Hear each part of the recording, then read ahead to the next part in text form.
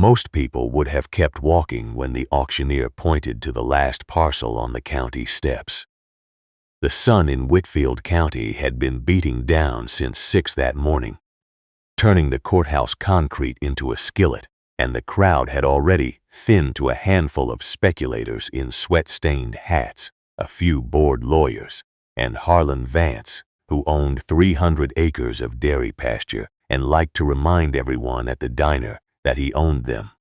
The parcel was 3 acres of scrub and kudzu out on Salem Road, so choked with weeds that the surveyor had refused to walk the boundary. The taxes were 8 years delinquent. The opening bid was $8. 8. The auctioneer looked out at the sweating faces and cracked a joke about buying a headache, and the crowd laughed. The tired laugh of people who had already decided the world was divided into those who took chances and those who watched. Ada Calloway was 29 years old, a widow with a 5-year-old daughter named Rose, and she had exactly $11 in her checking account and 73 cents in her purse. She raised her hand. The auctioneer's gavel came down. $8. The laughter stopped for only a second, then started again, louder. When they realized who had bought it, Ada did not laugh. She stood there on the courthouse steps with her cotton dress sticking to her back, and her daughter's hand sweating in her own, and she looked at the deed in her hand like it was a ticket to somewhere she could not yet name. She knew that land. She had never set foot on it, but she knew it the way a person knows a song they have heard in dreams. It had belonged to Eli's grandfather, a man named Thomas Calloway, who had farmed those 3 acres before the dairy consolidation. Before the interstate, before the world had decided that small plots of Georgia clay were worth less than the gas it took to drive to them. Thomas had died in '92. The land had been sold for back taxes in '94. Eli had been 6 years old, too young to remember the orchard his mother talked about, but old enough to carry the loss like a stone in his chest for the rest of his life. He had told Ada about it on their 3rd date, sitting on the tailgate of his pickup, pointing toward the dark line of the foothills. "Granddad had peaches you could smell from the road," he had said, "and a spring house so cold it would make your teeth ache. The county said it was worthless when they took it. But it wasn't worthless. They just didn't know how to look." Eli had died 18 months later, crushed by a falling oak in a logging accident on a Tuesday morning that had started like any other. Ada had been working the breakfast shift at Miriam's diner. She had not even gotten to say goodbye. Now, she stood on the same courthouse steps where the county had once condemned his grandfather's legacy, and she had bought it back for $8. The crowd thought it was a joke. Ada thought it was a resurrection. They followed her out to the parking lot. Harlan Vance was the loudest. He stood by his lifted Ford with his arms crossed over his belly and his sunglasses reflecting her small shape back at her in duplicate. "Ada," he said, not unkindly but not kindly either. "The way you talk to a child who has done something foolish. Ada, honey, you just bought yourself 3 acres of snake habitat and poison ivy. That kudzu's been growing 40 years. You couldn't clear it with a bulldozer and a case of diesel." Mrs. Gable from the quilting circle was there too, fanning herself with a church bulletin. "Lord have mercy, child. $8 could have bought Rose 2 pairs of shoes for school. What are you going to do with weeds?" Rose looked up at her mother with her father's eyes, wide and brown, and too serious for a child of 5. "Mama," she said, "are we going to farm?" Ada knelt down in the parking lot and smoothed her daughter's hair. "We're going to see what's underneath," she said. Harlan laughed. Mrs. Gable laughed. Even the auctioneer, locking up his clipboard, shook his head with a smile. Ada did not laugh. She folded the deed into her purse and drove home to the rented trailer on Conesina Road, where the air conditioner rattled and the landlord had raised the rent twice since Eli died. That night, after Rose fell asleep in the narrow bed they shared. Ada sat at the kitchen table with a deed spread under the single bulb and traced the boundary lines with her finger. The map was from 1987. The acreage was drawn in blue ink, a rough rectangle bordered by Salem Road on the west and a dry creek bed on the east. There was a symbol in the northeast corner she did not recognize, a small square with a cross through it. She wondered if it was the spring house. She wondered if it was still there. She wondered if anything was still there, or if the weeds had swallowed everything, digested it, turned it into mulch and memory. She went to bed with her work boots already by the door. She did not tell Doris. Eli's mother had never approved of her, not really, not even after the wedding and the baby and the funeral. Doris Calloway was a practical woman, a bookkeeper at the lumber yard, a woman who believed that grief was a luxury and that widows should remarry quickly or move in with family.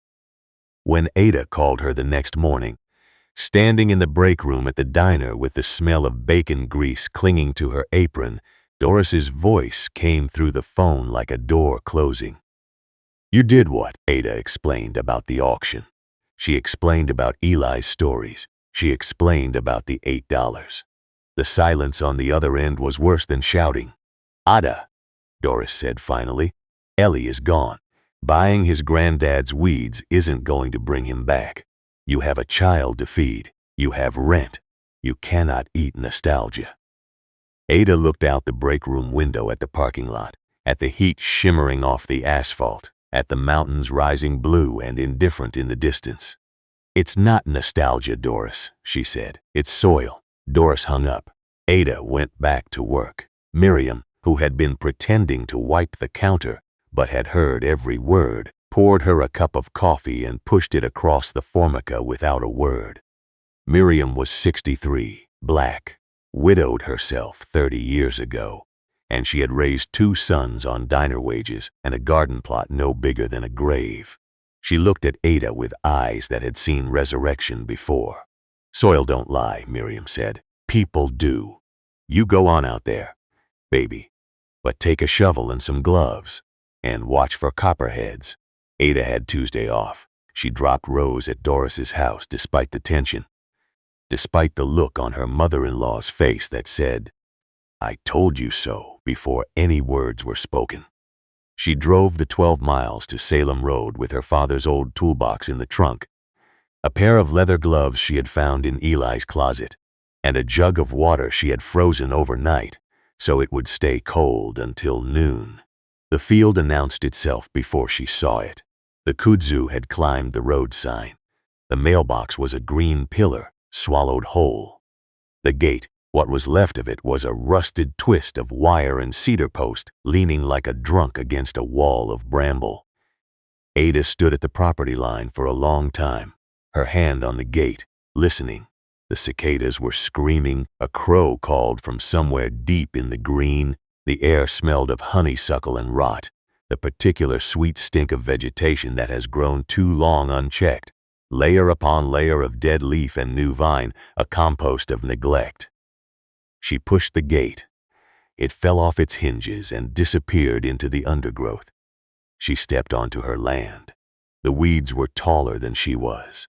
Kudzu draped everything in curtains of emerald, the leaves broad as her palm, the vines thick as her wrist. Blackberry brambles arched between the kudzu like the ribs of some ancient beast, their thorns glinting in the sun. Pokeweed stood in clusters, purple-stemmed, poisonous, arrogant. There was no path. There was no sign that anyone had walked here in decades. Ada took a breath that tasted of pollen and dust, and she lifted the machete she had borrowed from Miriam's son. The first swing was awkward, tentative, the blade bouncing off a vine instead of cutting it. The second swing was better. By the 10th, her shoulders were burning. By the 50th, she had carved a tunnel 6 feet into the green. She worked for 2 hours and advanced 20 yards. She stopped, her shirt soaked through, her arms scratched despite the gloves. and she looked back at her car sitting on the road like a toy left behind by a giant. She felt very small. She felt very alone. She drank the warm water from her jug and she swung again. She came back the next Tuesday and the next. She could only afford to take one day off every 2 weeks, so she went on Tuesdays and she went on Sundays after church, leaving Rose with Miriam, who fed her macaroni and let her help make biscuits. Ada learned the field piece by piece, the way a blind person learns a face. She learned where the ground was soft and where it was rocky. She learned the difference between the hollow sound of kudzu vine and the solid resistance of hidden wood. She found things. A rusted tractor seat, orange with age, being swallowed by a thicket of elderberry, a stack of field stones, hand-chosen, fitted together like a puzzle, the remains of a wall Ada Calloway had built to keep the creek from taking his topsoil. A broken mason jar. The glass turned purple by a century of sun, half buried in the loam. She kept these things in the trunk of her car. They were evidence. They were proof that someone had loved this place once, had worked it, had shaped it with hands and hope. She brought them home and washed them and set them on the windowsill above the kitchen sink, where Rose would line them up like soldiers and ask where they came from. From underneath, Ada would say, from where nobody looked. August turned to September. The heat broke slightly, but the humidity remained, a wet blanket that made every breath a chore. Ada's arms grew strong. Her hands, always rough from diner work, grew rougher, the palms callousing, the nails permanently rimmed with black soil. She stopped wearing short sleeves. She started wearing Eli's old boots, 2 sizes too big, stuffed with newspaper. She cleared 1/4 of an acre, then a half. The work was not dramatic. It was not the kind of work that made for good television. It was bending and cutting and dragging and stacking. It was sweat running into her eyes and thorns catching her jeans and wasps rising in angry clouds from disturbed nests. It was coming home so tired she could barely lift Rose into bed, falling asleep on the couch with her daughter's picture book open on her chest. It was waking up at 4 in the morning to work the breakfast shift, her body aching in places she had not known could ache. Harlan saw her once, driving past in his Ford, and he slowed down and leaned out the window. "You're going to kill yourself for a patch of weeds, Ada," he said. "I got a job at the dairy if you need real work." She straightened up, her back screaming, and she looked at him with a face he did not recognize. "I have real work, Harlan," she said. "I just don't get paid for it yet." He drove on, shaking his head. She went back to cutting. The mocking did not stop. It became a kind of background noise, like the cicadas. At the diner, the regulars would ask about Ada's jungle. Mrs. Gable brought it up at the quilting circle, which Ada had stopped attending because she could not bear the pity in their eyes. Doris told her brother, who told his wife, who told the pastor, who mentioned in a sermon about the wisdom of stewardship that Ada was fairly certain was directed at her. Even Rose came home from kindergarten with questions. "Tommy said our farm is ugly," she reported one evening, her lower lip trembling. "He said it's just a bunch of stickers."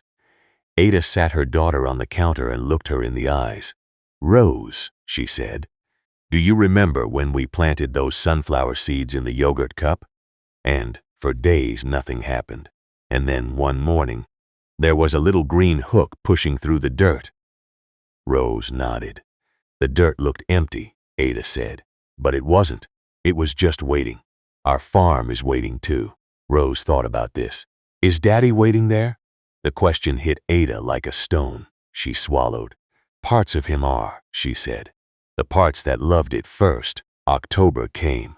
The kudzu began to yellow at the edges, the first sign of surrender. Ada had cleared nearly an acre by then, a ragged clearing in the center of the property where the weeds had been piled into mountains of drying vegetation. She had uncovered the old stone wall completely, running 40 feet along the creek bed, and she had found the well. It was capped with a slab of limestone, hand-hewn, pocked with drill marks. She cleared the brambles from around it, and she sat on the stone and she cried, not because she was sad, but because she was tired, and because the well was real, and because Eli had been right, and because being right did not bring him back. She cried until her throat was raw, and then she wiped her face on her sleeve and she went to find a crowbar. The slab did not move. It had been seated there for 60 years, and the limestone had fused with the clay in a marriage of mineral and time. Ada worked on it for 3 Sundays. She brought a sledgehammer from Miriam's garage. She brought wedges. She brought Rose, who sat on the stone wall with her coloring book and watched her mother assault the earth with a ferocity that frightened her a little. On the 3rd Sunday, the slab cracked. Not in half, but along a fault line, a jagged opening like a mouth beginning to speak. Ada knelt and she looked into the darkness.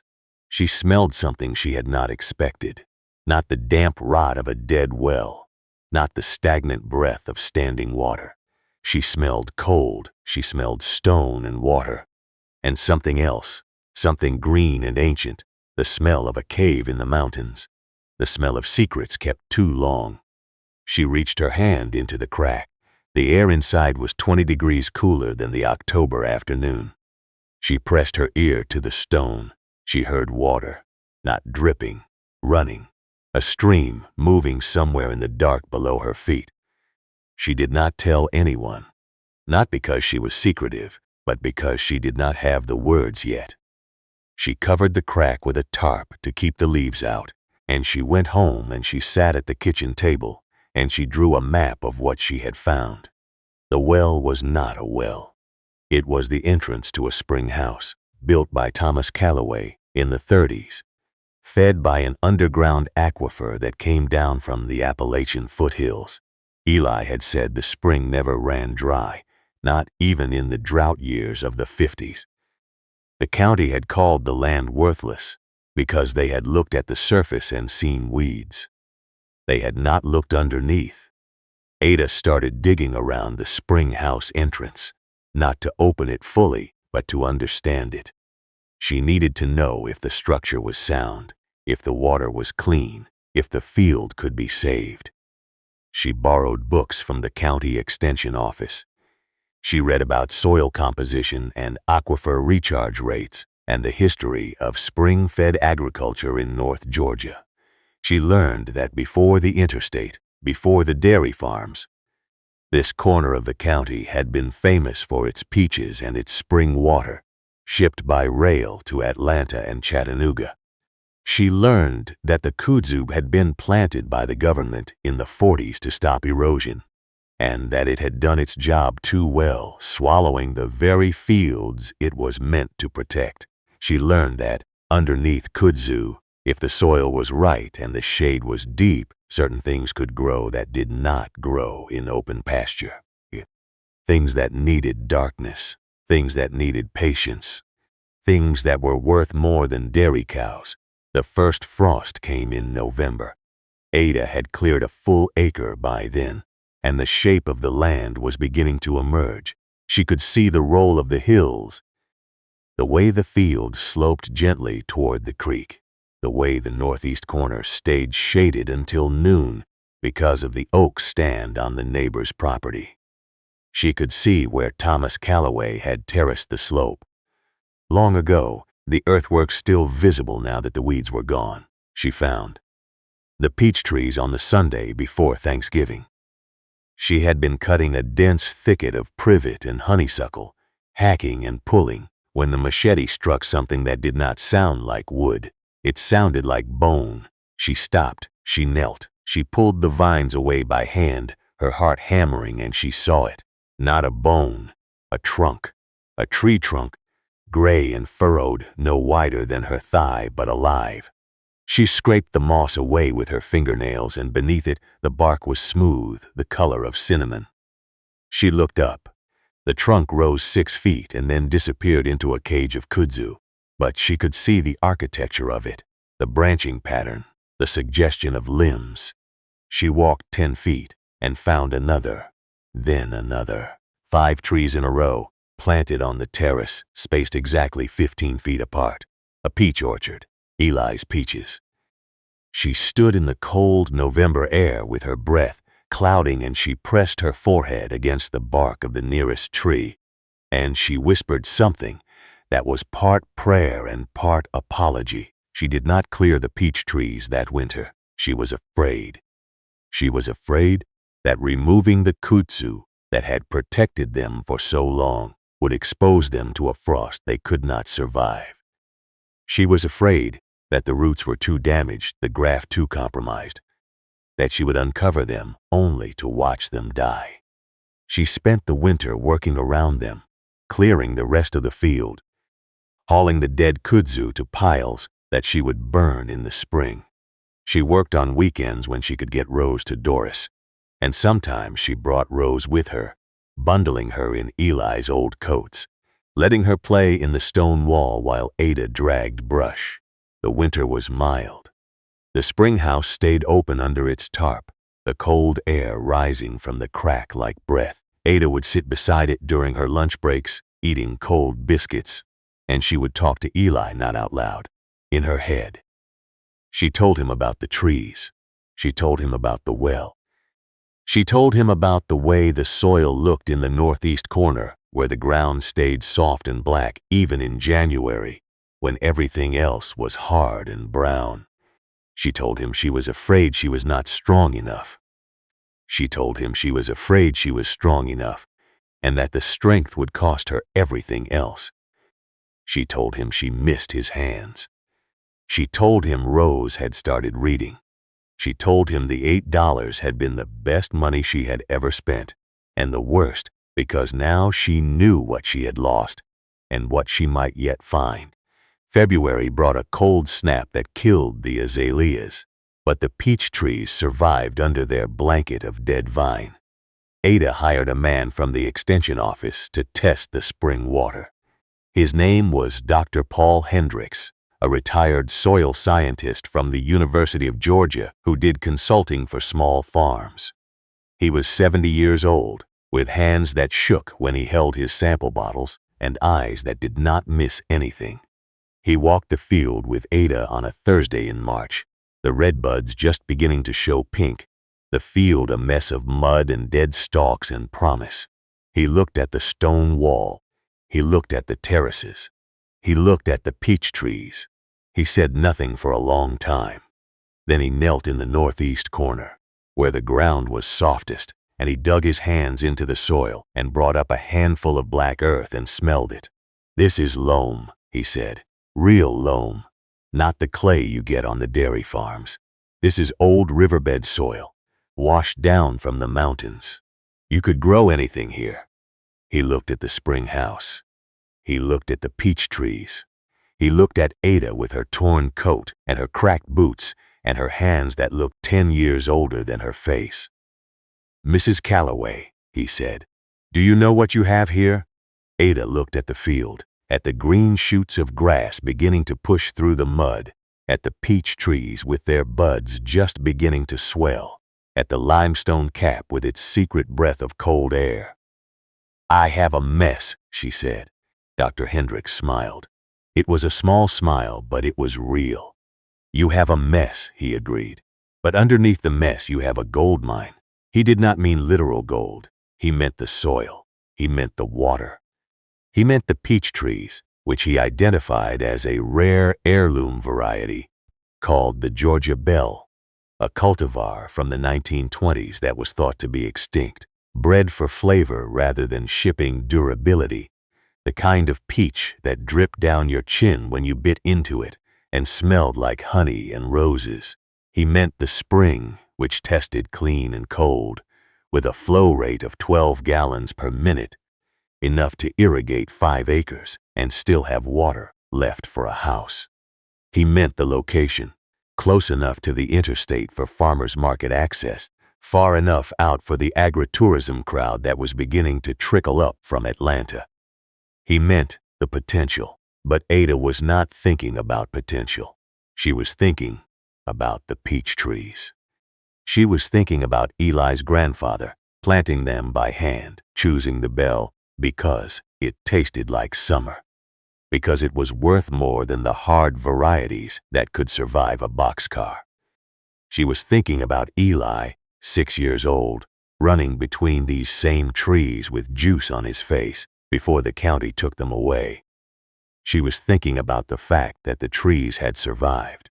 They had survived the kudzu and the neglect and the decades of abandonment because their roots had gone deep, because they had found the water underneath, because they had refused to die.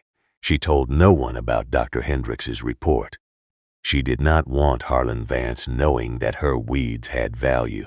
She did not want the speculators coming back. She did not want Doris to know that the land was worth something, because Doris would want her to sell it, to take the money and buy a house in town, and forget about farming and forget about Eli, and forget about the foolish dream of growing things in the ground. Ada wanted to grow things. She wanted to grow things more than she wanted to sleep, more than she wanted safety, more than she wanted the approval of the quilting circle. She spent the spring preparing. She ordered rootstock from a heritage nursery in South Carolina. She read about organic orchard management until her eyes burned. She saved her tips from the diner in a mason jar, and when she had enough, she bought a used chainsaw from a man in Resaca, and she learned to use it, the scream of the engine mixing with the scream of the cicadas, the smell of two-stroke oil mixing with the smell of honeysuckle. She cleared the last of the kudzu from the peach trees. She pruned them with hands that shook, following the extension office pamphlets, cutting away the dead wood, the crossing branches, the suckers that had grown straight up in the darkness, searching for light. She grafted new bell scions onto the old rootstock, wrapping the unions in wax tape, praying to a god she was not sure she believed in anymore that the sap would rise. The peach trees bloomed in April. Ada was not there to see the first bloom. She was working the breakfast shift, pouring coffee for truckers and field hands, her mind 40 miles away on Salem Road. Miriam called her at 9. "You need to get out there," Miriam said. "Take the day. I got Rose. Go." Ada drove faster than she had ever driven. She parked on the road. She ran through the gate, through the mud, through the field that was no longer a field of weeds but a field of possibility. She stopped at the terrace.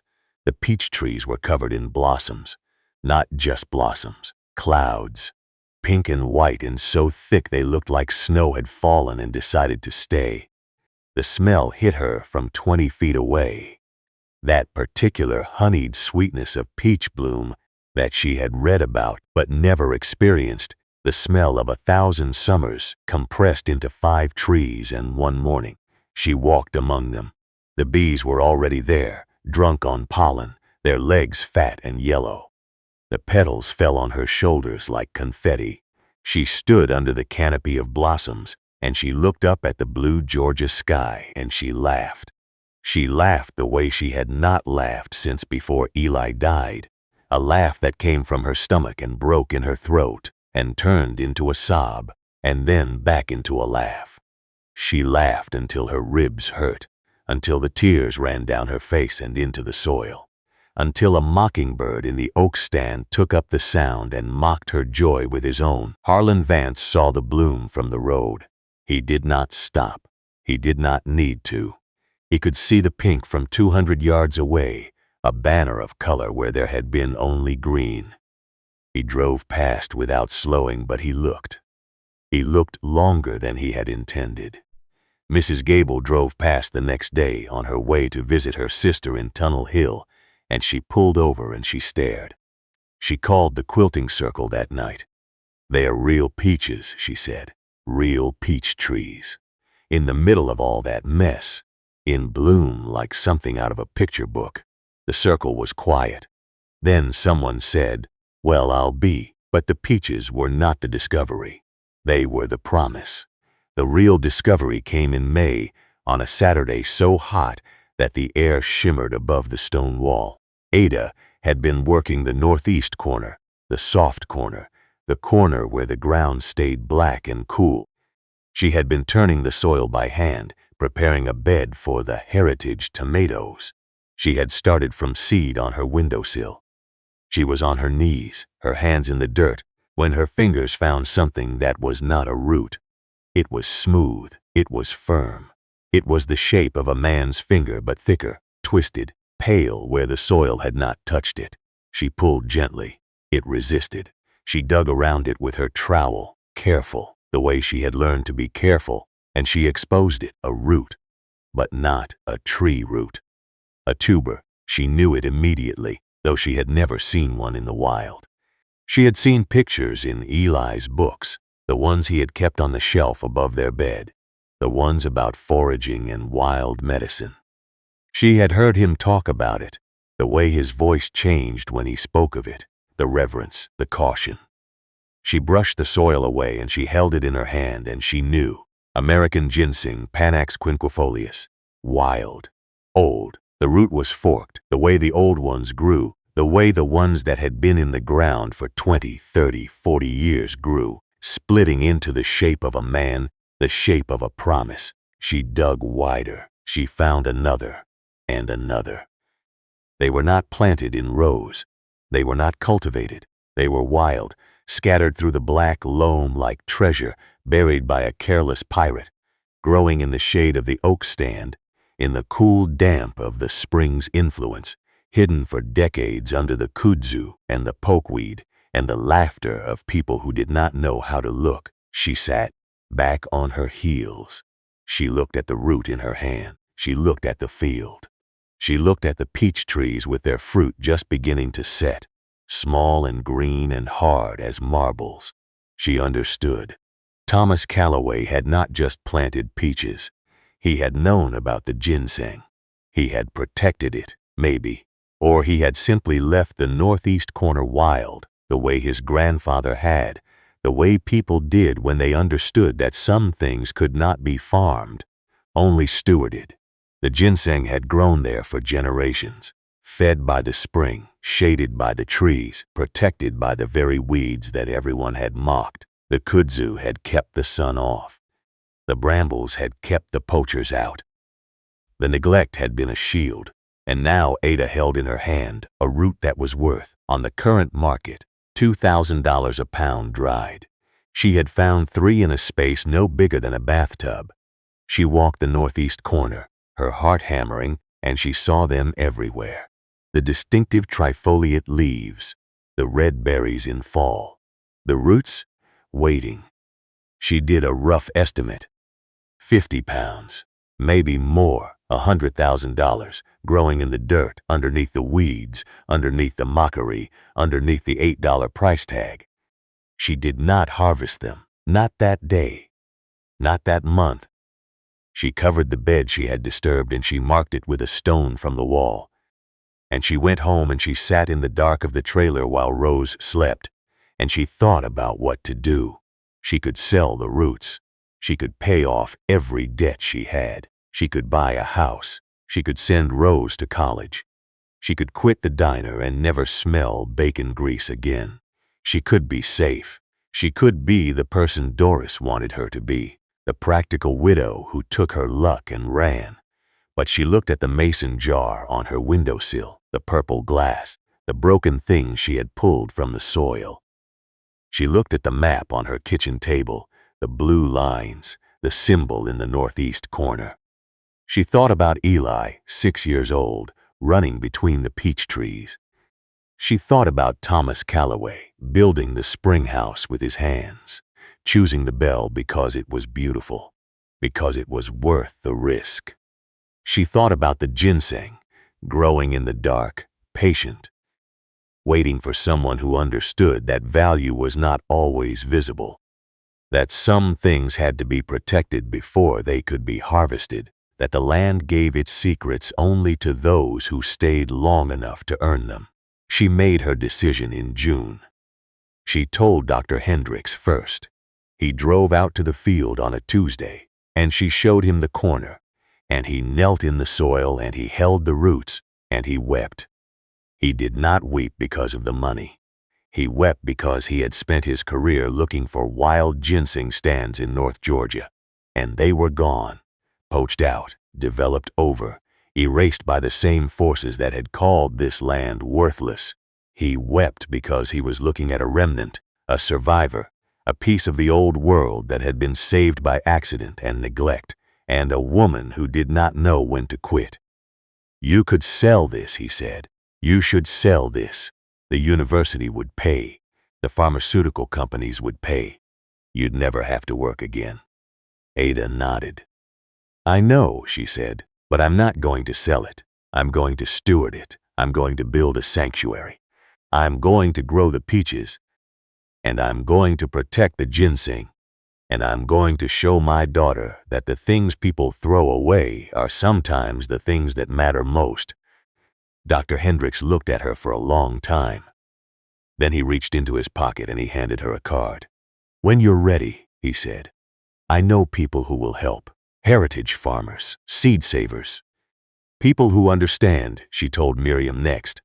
Miriam came out on a Sunday with a picnic basket and her 2 sons, both grown, both strong, and they walked the field together.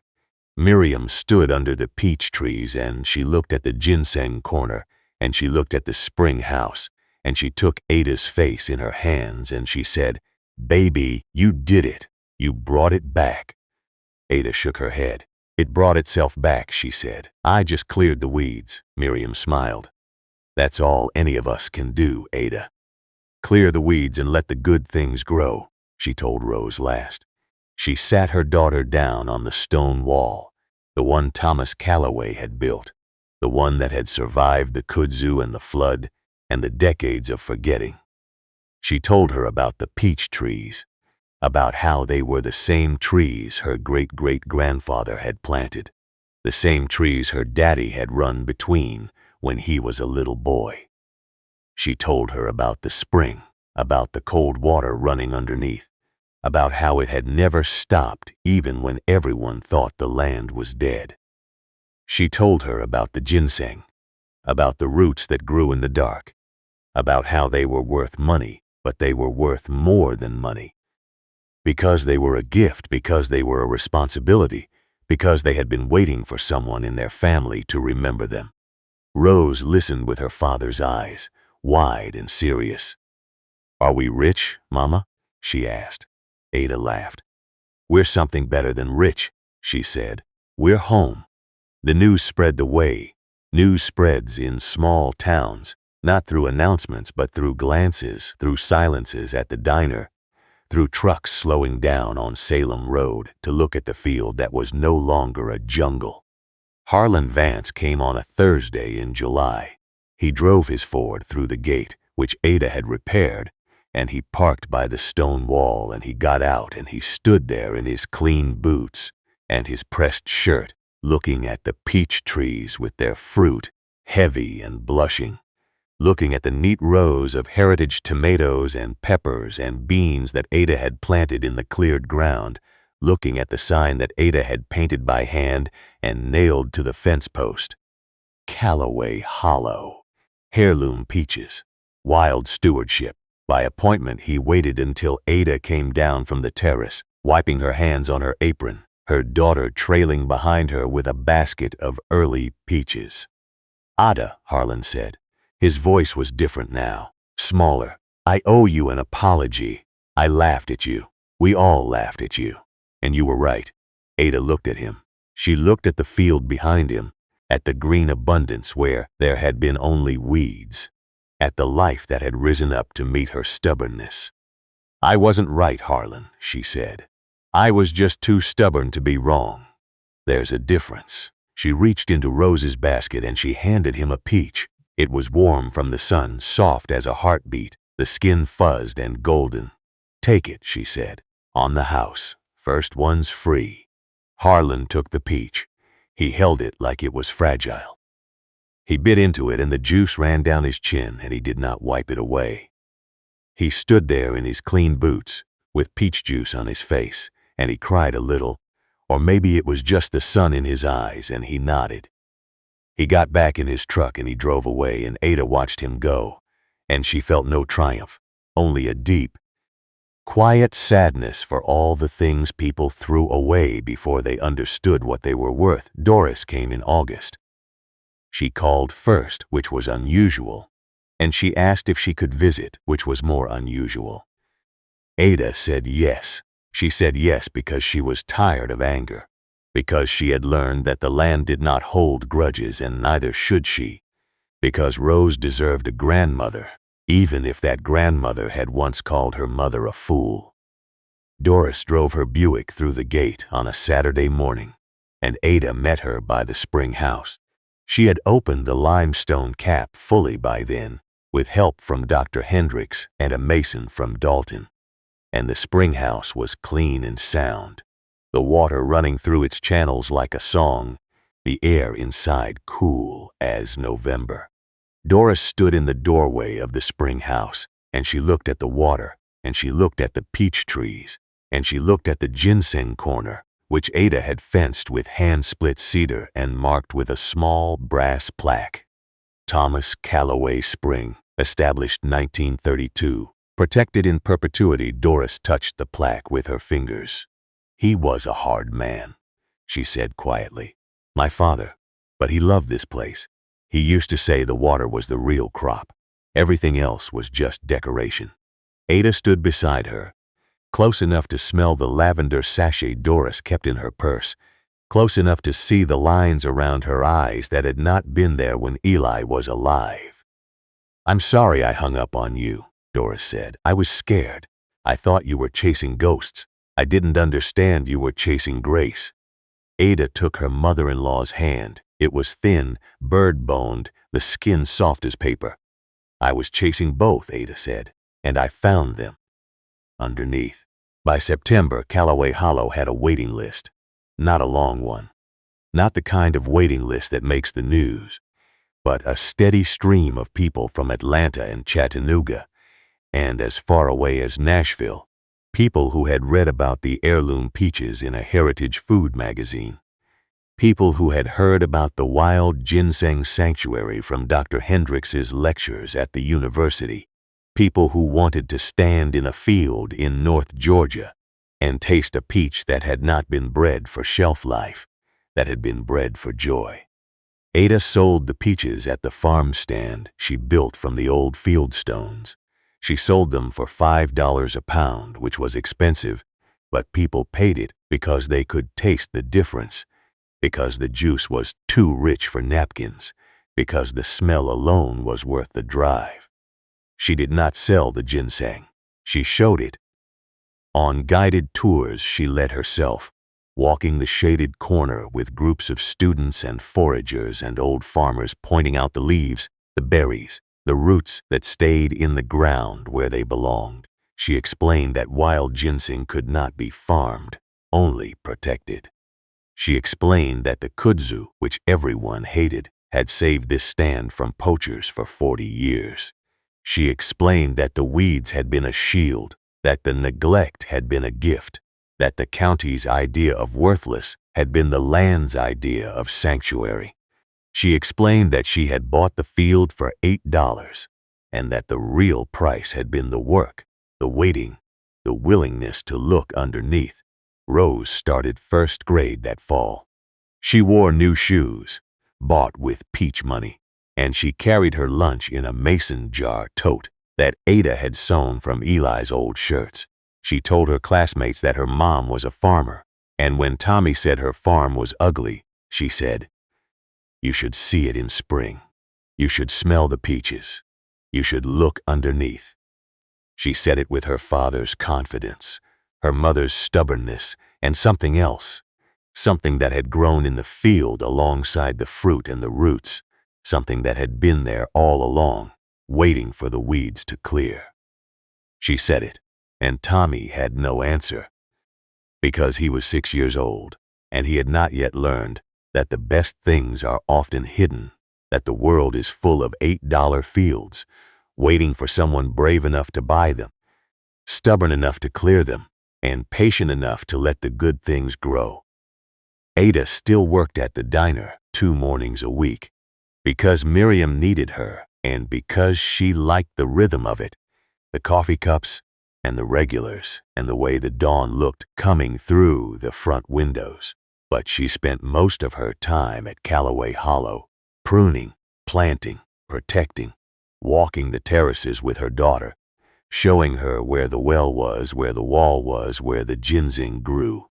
She built a small cabin near the spring house, not big, just 2 rooms and a porch, but it was theirs, paid for with peach money and built with help from Miriam's sons and Dr. Hendricks and even Harlan Vance, who showed up one morning with a load of lumber and a red face and a determination to make amends. She moved out of the trailer on Conesina Road on a Saturday in October, exactly 1 year after she had bought the field. She left the windowsill empty. She did not need the broken mason jars anymore. She had the real thing now, the land, the trees, the water, the roots that went down deeper than grief, deeper than doubt, deeper than the laughter of people who could not see what grew underneath. The last peach of the season fell on November 1st. Ada found it on the ground beneath the easternmost tree, the one closest to the ginseng corner, the one that got the morning light first and the spring mist last. It was bruised, soft, too ripe to sell, but when she picked it up and held it to her nose, the smell was so intense, so concentrated, so perfectly itself that she did not eat it. She carried it to the spring house, and she set it on the stone ledge where the water ran. An offering to the man who had planted the trees, to the husband who had remembered them, to the daughter who would one day inherit them. She stood in the cool dark and she listened to the water, and she felt the field around her, alive, patient, continuing. She thought about the $8. She thought about the weeds. She thought about the laughter and the work, and the day she had cracked the limestone and felt the cold breath of the spring rise up to meet her. She thought about all the things that grew underneath, in the dark, in the quiet, in the places that people passed by and called worthless. She thought about the roots that held the soil, the water that fed the roots, the faith that fed the water, the stubborn, unreasonable, beautiful faith of a woman who had bought a field full of weeds and found a world underneath. She walked out into the November sun. Rose was on the porch of the cabin, drawing with chalk, her face smudged with dirt, her hair full of peach leaves. The field was brown now, the trees bare, the ginseng corner mulched and sleeping under its blanket of straw. But it was there. It was all there, waiting for spring, waiting for the thaw, waiting for the next season of work and wonder. Ada sat on the porch steps, and she pulled her daughter into her lap, and they looked out at the land together, at the stone wall and the spring house and the peach trees standing in their rows like soldiers who had survived a war they never asked for. "Mama," Rose said, "what are we going to grow next year?" Ada kissed the top of her head, smelling shampoo and soil and the particular sweetness of her child's hair. "Everything," she said. "We're going to grow everything. But first we wait. First, we let the good things sleep. First, we trust what's underneath." And they sat there, mother and daughter, on the porch of a cabin built from fieldstone and peach money and stubbornness, in the middle of a field that had once been called worthless, and they waited for the spring, and they were not afraid, because they knew now. They knew in their bones and their blood and their hands that the world is full of buried treasure, that the weeds are only a disguise, that the laughter of the crowd is just noise, and that underneath it all, if you are brave enough to dig, if you are stubborn enough to stay, if you are patient enough to believe, the good things are always growing, always waiting, always ready to rise.